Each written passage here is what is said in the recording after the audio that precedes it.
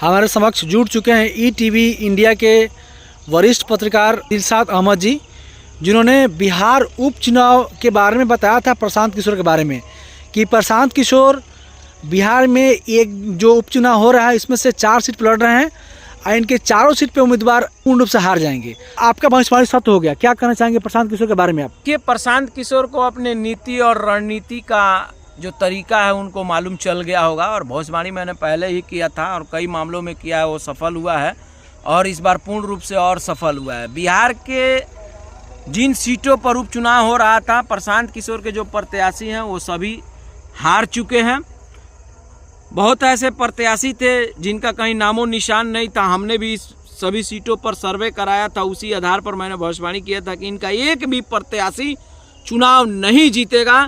उस समय भी मैं बोला था कि कोई लिखवा ले स्टाम्प पेपर पर, और वही हुआ। इनका एक भी प्रत्याशी जो है चुनाव नहीं जीता है।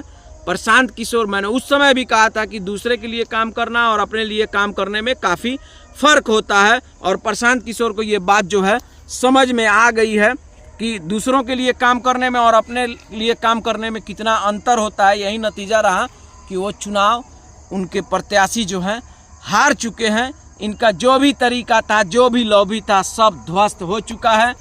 कहाँ चूक हो गई प्रशांत किशोर से, जो कि दूसरे राज्यों के जब चुनाव होता है तो उनकी महत्वपूर्ण भूमिका होती है चुनाव जितवाने में, लेकिन अब जब उनका खुद की पार्टी खड़ा हुई थी तो खुद की पार्टी शून्य पे आउट हो गई। कहाँ चूक हो गई उनसे, आपके नज़र से कहाँ कमियाँ रह गई? देखिए, प्रशांत किशोर की बहुत सारी चूक है और कमियां हैं। उन कमियों पर बात करेंगे हम लोग कभी विस्तार से, जब स्पेशल इंटरव्यू करेंगे। और उन्हीं कमियों के कारण इनके सभी प्रत्याशी जो हैं चुनाव हार गए हैं। मैं उस समय कहा था कि इनको उपचुनाव में प्रत्याशी नहीं देना चाहिए था। सबसे बड़ी गलती कि उपचुनाव में ये प्रत्याशी दिए। जिस तरीके से प्रत्याशियों का होना चाहिए था उस लेवल के प्रत्याशी नहीं थे, उसका बैड इम्पैक्ट पड़ा।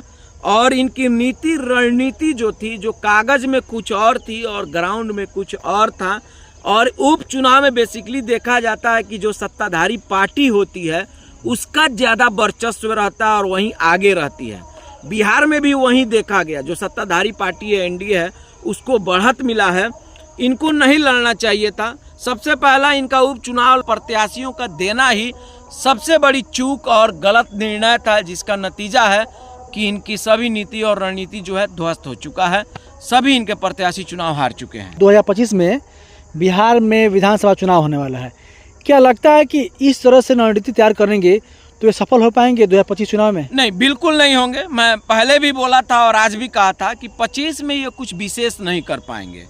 अगर अच्छे से प्लानिंग करें, वाकई में इनके साथ अच्छे लोग हों जिनकी सोच अच्छी हो और सामूहिक रूप से प्रयास करें जो ये बात कहते हैं, तब 30 में कुछ संभावना है कि इनको सफलता मिल सकती है। लेकिन 25 के लिए कोई विशेष संभावना नहीं है।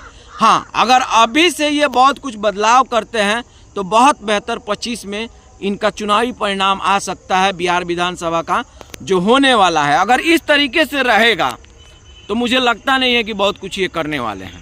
मुकेश सहनी की बीजेपी पार्टी बिहार में है, विगत कई वर्षों से संघर्ष कर रहे हैं, आज तक उनको अपने दम पे वे सीट नहीं निकाल पाए।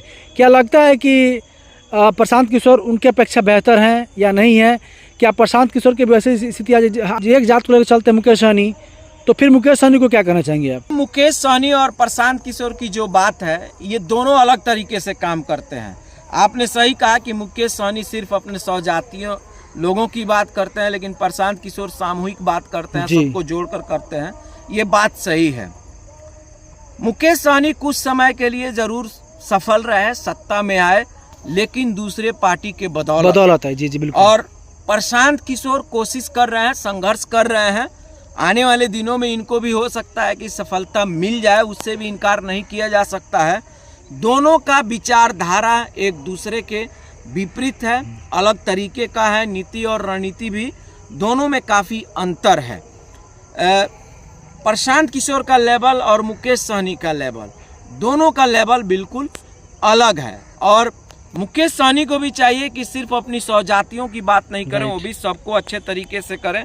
प्रशांत किशोर तो कर ही रहे हैं, लेकिन राजनीति आजकल देखा गया है कि जो पार्टी बना रहा है, जिस जाति से है, जिस समुदाय से है, बेसिकली ज़्यादा उनकी बात करते हैं, तो उनकी संख्या ज़्यादा होती है तो कभी सफलता मिलती है।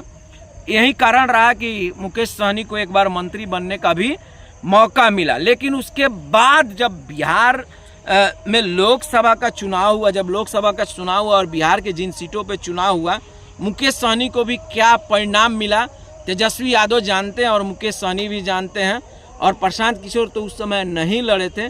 और उपचुनाव बिहार विधानसभा में प्रशांत किशोर को भी क्या परिणाम मिला है उनको भी समझ में आ गया है। प्रशांत किशोर जी को तो सलाह देने लायक हम नहीं कहेंगे अपने आप को, चूँकि बहुत बड़े आदमी हैं, राजनीति के बहुत बड़े रणनीतिकार हैं, लेकिन फिर भी मैं उनको सलाह दूंगा कि आप सोचिए कि चूक कहाँ कर गए। आपके साथ जो लोग जुड़े हैं क्या वो सही हैं? आपके साथ जो लोग और भी चल रहे हैं उनका समाज में क्या योगदान है? अगर इन सब चीज़ों को आप समझ जाएंगे तो हो सकता है कि आप 25 में भी बेहतर कर सकते हैं, नहीं तो 30 में आप इंतज़ार कीजिए। जो बात उनकी मैं बार बार दोहराता हूँ, उन्हीं की बात है, उन्हीं की लाइन है, सही लोग, सही सोच, सामूहिक प्रयास। जब तक ये आपका सही तरीके से नहीं होगा तब तक आपको मुंह की खानी होगी और आपका नीति रणनीति जो है हर चुनाव में असफल होता रहेगा, जैसे बिहार विधानसभा उपचुनाव के 4 सीटों में हुआ है और आपके सभी प्रत्याशी हार गए हैं।